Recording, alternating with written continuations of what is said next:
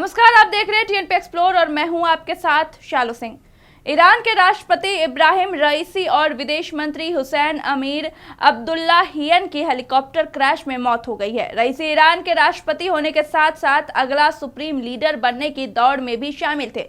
रईसी 2021 में ईरान के राष्ट्रपति बनने से पहले भी बहुत से अहम पदों पर रहे। इस दौरान उनके साथ बहुत से विवाद भी जुड़े, खासतौर से आंदोलनों और विरोधियों को बेरहमी से कुचलने के आरोप उन पर लगे।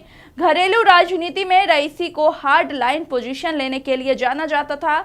रईसी ने हसन रूहानी के बाद ईरान के राष्ट्रपति का पद संभाला था। रूहानी को उदारवादी नेता के तौर पर देखा जाता था, लेकिन रईसी उनके उलट रहे। रईसी ईरान के उन राजनेताओं में शामिल है जिनके इशारे पर देश में दमन की 2 सबसे कठोर कार्रवाइयां हुई।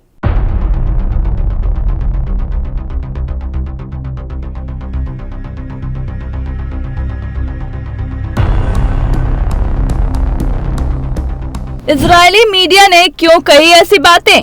तेहरान का कसाई, हेलीकॉप्टर क्रैश पर ऐसी बातें। यूएस ने भी लगा रखा था बैन। ईरान के साथ खड़ा है भारत। 45 साल पुराने अमेरिकी हेलीकॉप्टर में सवार थे रईसी। रईसी के राष्ट्रपति बनने के बाद ईरान में महिलाओं की पोशाक और व्यवहार को प्रतिबंधित करने वाले कानून लाए गए। ईरान के हिजाब कानून में सख्ती की गई, इसका काफी विरोध भी हुआ। सितंबर 2022 में महिलाओं की ड्रेस से जुड़े नियमों का उल्लंघन करने के आरोप में गिरफ्तार महिला महसा अमीनी की हिरासत में मौत के बाद ईरान में बड़े पैमाने पर विरोध प्रदर्शन हुए। ये 1979 की इस्लामी क्रांति के बाद ईरान में सबसे बड़े विरोध प्रदर्शन थे। इन प्रदर्शनों के दौरान सैकड़ों लोग मारे गए। इस दौरान रईसी ने काफी आक्रामक रुख अपनाया और प्रदर्शनकारियों पर हुई भीषण कार्रवाई करते हुए आंदोलन को कुचला गया। रईसी को तेहरान का कसाई क्यों कहा गया? इब्राहिम रईसी ईरान के निर्वासित विपक्ष और मानवाधिकार समूहों पर काफी आक्रामक रहे। रईसी का नाम 1988 में मार्क्सवादियों और वामपंथियों की सामूहिक फांसी का कारण बना। उस समय रईसी तेहरान में रिवॉल्यूशनरी कोर्ट के उप अभियोजक थे। एमनेस्टी इंटरनेशनल की एक रिपोर्ट के अनुसार ईरान में डेथ कमेटी के रूप में जानी जाने वाली जांच समितियों की स्थापना की गई थी। इसमें धार्मिक न्यायाधीश, अभियोजक और खुफिया मंत्रालय के अधिकारी शामिल थे। इन समितियों के मनमाने ढंग से हजारों बंदियों की मौत की सजा सुना दी गई। इन समितियों ने 5000 से ज्यादा लोगों को मौत की सजा दी। साल 1988 में सामूहिक फांसी के बाद ही रईसी को द बूचर ऑफ तेहरान कहा गया था। इब्राहिम रईसी ईरान की छवि कट्टरपंथी अभियोजक के बाद समझौता न करने वाले राष्ट्रपति की रही। सर्वोच्च नेता अयातुल्लाह अली खुमैनी के करीबी रईसी अक्सर ही अमेरिका और इजराइल पर हमलावर रहते थे। रईसी गंभीर मानवाधिकार उल्लंघनों में संलिप्तता के लिए वाशिंगटन की रिस्ट्रिक्टेड ब्लैकलिस्ट में शामिल थे। वो ईरान की परमाणु ताकत को बढ़ाने के लिए भी मुखर रहे। अमेरिकी प्रतिबंधों के बावजूद उन्होंने इसमें प्रगति की। वहीं अगर उनके पर्सनल लाइफ की बात करें तो अल जजीरा की रिपोर्ट के मुताबिक रईसी का न्यायपालिका से लेकर धार्मिक जगत से जुड़े लोगों से भी गहरे संबंध रहा है। रईसी ने 15 साल की उम्र में कोम शहर में स्थित मदरसा में पढ़ाई शुरू की और उस समय के बहुत से मुस्लिम विद्वानों से शिक्षा हासिल की। 20 साल की उम्र में उन्हें शहरों में अभियोजक के तौर पर नियुक्त किया गया। इसके बाद में उन्होंने राजधानी तेहरान में उप अभियोजक के रूप में जिम्मेदारी संभाली।